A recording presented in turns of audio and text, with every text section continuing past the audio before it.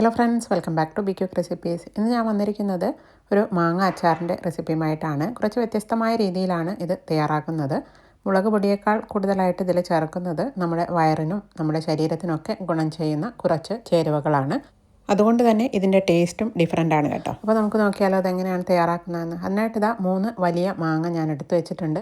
ഏകദേശം 1 കിലോയോളം ഉണ്ടാകും ഇത് നന്നായിട്ട് കഴുകി കോട്ടൺ തുണി കൊണ്ട് തുടച്ചെടുത്ത് വെച്ചതാണ്.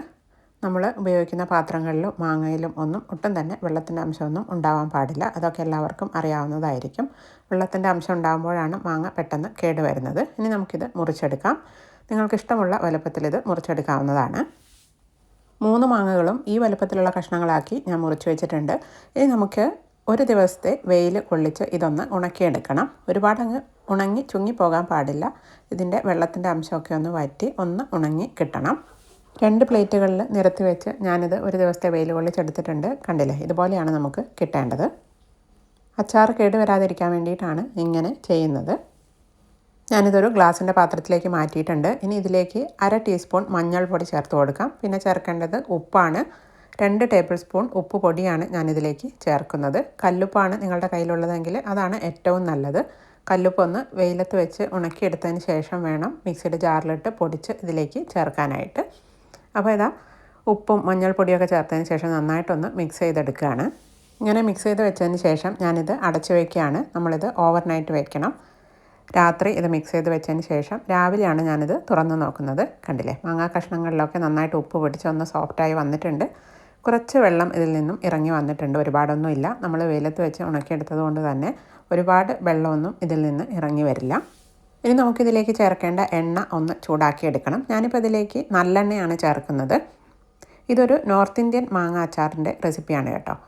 അവരിതിൽ കടുകെണ്ണയാണ് ചേർക്കാറ്. കടുകെണ്ണയ്ക്ക് പകരം ഞാനിപ്പോൾ നല്ലെണ്ണയാണ് ചേർക്കുന്നത്. കടുകെണ്ണ നിങ്ങളുടെ കയ്യിലുണ്ടെങ്കിൽ അത് ചേർക്കുന്നതാണ് ഏറ്റവും നല്ലത്. കടുകെണ്ണ ചേർക്കുകയാണെങ്കിൽ നമ്മുടെ അച്ചാർ ഒരിക്കലും തന്നെ കേടുവരില്ല. അപ്പോൾ ഇതാ 1/2 കപ്പ് നല്ലെണ്ണ ഞാൻ എടുത്തിട്ടുണ്ട്. ഒന്ന് പുക വരുന്നത് വരെ നന്നായിട്ടൊന്ന് ചൂടാക്കി എടുത്തിട്ടുണ്ട്. കടുകെണ്ണ ചേർത്ത് തയ്യാറാക്കുന്ന നോർത്ത് ഇന്ത്യൻ മാങ്ങ അച്ചാറിൻ്റെ റെസിപ്പി ഞാൻ ഓൾറെഡി ഇട്ടിട്ടുണ്ടായിരുന്നു. അതിൻ്റെ ലിങ്ക് ഡിസ്ക്രിപ്ഷൻ ബോക്സിൽ കൊടുക്കാം. താല്പര്യമുള്ളവർ കണ്ടു നോക്കണേ. ഇനി നമുക്ക് കുറച്ച് സാധനങ്ങളൊന്ന് റോസ്റ്റ് ചെയ്തെടുക്കണം. അതിനായിട്ടൊരു പാൻ അടുപ്പത്തേക്ക് വെച്ചിട്ടുണ്ട്. അതിലേക്ക് 1 ടേബിൾ സ്പൂൺ ഉലുവയും 2 ടേബിൾ സ്പൂൺ പെരിഞ്ജീരകവും 3 ടേബിൾ സ്പൂൺ കടുകും ചേർക്കുകയാണ്. ഇതിൻ്റെ ഒപ്പം തന്നെ 1/2 ടേബിൾ സ്പൂണോളം ചെറിയ ജീരകം കൂടി ചേർക്കാം. ഇതെല്ലാം നന്നായിട്ടൊന്ന് ചൂടായി വരണം. ഇത് നമുക്ക് പൊടിച്ചെടുക്കേണ്ട ചേരുവകളാണ്. ഇനി പൊടിക്കാതെ ചേർക്കുന്ന കുറച്ച് ചേരുവകൾ കൂടിയുണ്ട്. ഇത് കണ്ടില്ലേ, കളറൊക്കെ മാറി നന്നായിട്ട് ചൂടായി വന്നിട്ടുണ്ട്. കടുകൊക്കെ ഒന്ന് പൊട്ടി തുടങ്ങിയിട്ടുണ്ട്. ഇനി നമുക്ക് ഇത് ചൂടാറാനായിട്ടൊരു പ്ലേറ്റിലേക്ക് മാറ്റി വയ്ക്കാം. ചൂടാറിയിട്ടുണ്ട്. ചൂടാറി കഴിയുമ്പോൾ മിക്സിയുടെ ജാറിലേക്കിട്ട് നമുക്കിതൊന്ന് തരിതരിപ്പായിട്ട് പൊടിച്ചെടുക്കാം. ഒരുപാട് ഫൈൻ പൗഡറായിട്ട് പൊടിച്ചെടുക്കണ്ട, തരിതരിപ്പായിട്ട് പൊടിച്ചെടുത്താൽ മതി. അപ്പോൾ ഇതാ ഞാനിത് പൊടിച്ചെടുത്തിട്ടുണ്ട്.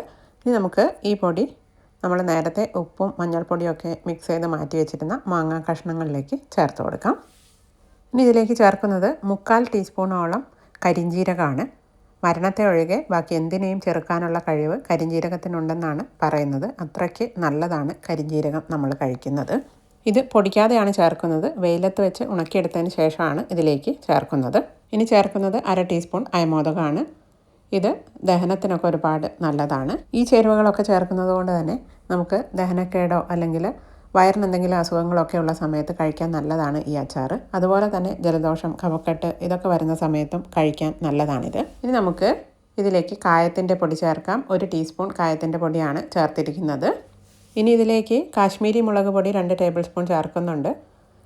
ഇത് അധികം എരിവുള്ള അച്ചാറല്ല, അതുകൊണ്ട് തന്നെ കാശ്മീരി മുളക് പൊടിയാണ് ചേർത്തിരിക്കുന്നത്. എരിവ് വേണമെന്നുള്ളവർക്ക് എരിവുള്ള മുളക് പൊടി തന്നെ ചേർക്കാവുന്നതാണ്. ഇതിലേക്ക് 1 ടേബിൾ സ്പൂൺ ഉപ്പും കൂടി ഞാൻ ചേർത്തിട്ടുണ്ട്. ഇനി നമ്മൾ നേരത്തെ ചൂടാക്കി വെച്ചിരുന്ന എണ്ണയുണ്ടല്ലോ, അതൊന്ന് ചൂടാറി ഇളം ചൂടായി വന്നിട്ടുണ്ട്. ഈ സമയത്ത് ഈ എണ്ണ കൂടി നമുക്കിതിലേക്ക് ചേർത്ത് നന്നായിട്ട് തന്നെ മിക്സ് ചെയ്തെടുക്കാം. ഇങ്ങനെ മിക്സ് ചെയ്തതിന് ശേഷം ഇതൊന്ന് അടച്ചു വെച്ച് 2 ദിവസം ഇതുപോലെ തന്നെ റെസ്റ്റ് ചെയ്യാനായിട്ട് നമ്മൾ മാറ്റി വയ്ക്കണം. 2 ദിവസം കഴിയുമ്പോഴേക്കും ഇതിൽ ചേർത്തിരിക്കുന്ന എണ്ണയൊക്കെ ഒന്ന് തെളിഞ്ഞു വരും. ആ സമയത്ത് ഒന്നുകൂടെ ഒന്ന് മിക്സ് ചെയ്ത് ഉപ്പൊക്കെ ഒന്ന് ചെക്ക് ചെയ്യാം. ഉപ്പ് കുറവാണെങ്കിൽ ഉപ്പ് ചേർത്ത് ഒന്നുകൂടെ ഒന്ന് മിക്സ് ചെയ്തതിന് ശേഷം നമ്മൾ ഗ്ലാസ് ബോട്ടിലാണ് ഇത് സ്റ്റോർ ചെയ്ത് വെക്കേണ്ടത്. നന്നായിട്ട് കഴുകി വെയിലത്ത് വെച്ച് ഉണക്കിയെടുത്ത ഗ്ലാസ് ബോട്ടിലിൽ വേണം ഇത് സ്റ്റോർ ചെയ്ത് വെക്കാനായിട്ട്. ബോട്ടിലിൽ സ്റ്റോർ ചെയ്ത് വയ്ക്കുമ്പോൾ എന്തൊക്കെ കാര്യങ്ങളാണ് ശ്രദ്ധിക്കേണ്ടതെന്ന് ഞാൻ കഴിഞ്ഞ ദിവസം ഇട്ട അച്ചാറിൻ്റെ വീഡിയോയിൽ പറഞ്ഞിട്ടുണ്ടായിരുന്നു. അച്ചാർ ഇട്ട് വയ്ക്കുന്ന ബോട്ടിലിൽ എപ്പോഴും എണ്ണ മുകളിൽ തെളിഞ്ഞ് നിൽക്കാനായിട്ട് ശ്രദ്ധിക്കണം. അപ്പോഴാണ് അച്ചാർ കേടുവരാതിരിക്കുന്നത്. പിന്നെ നമ്മൾ അച്ചാറിടാൻ ഉപയോഗിക്കുന്ന പാത്രങ്ങളും എടുക്കാൻ ഉപയോഗിക്കുന്ന സ്പൂണുകളും തവിയും ഒക്കെ ഒട്ടും തന്നെ വെള്ളത്തിൻ്റെ അംശം ഇല്ലാത്തതാവാനായിട്ടും ശ്രദ്ധിക്കണം. ഇങ്ങനെയൊക്കെ ശ്രദ്ധിക്കുകയാണെങ്കിൽ അച്ചാർ വർഷങ്ങളോളം കേടാകാതെ ഇരിക്കും. വിനാഗിരി ഒന്നും ചേർക്കേണ്ട കാര്യമില്ല, അതുപോലെ ഫ്രിഡ്ജിൽ വെക്കേണ്ട കാര്യവുമില്ല. എല്ലാവരും ട്രൈ ചെയ്ത് നോക്കിയിട്ട് നിങ്ങളുടെ ഫീഡ്ബാക്കൊക്കെ കമൻറ്റ് ബോക്സിലിടണേ.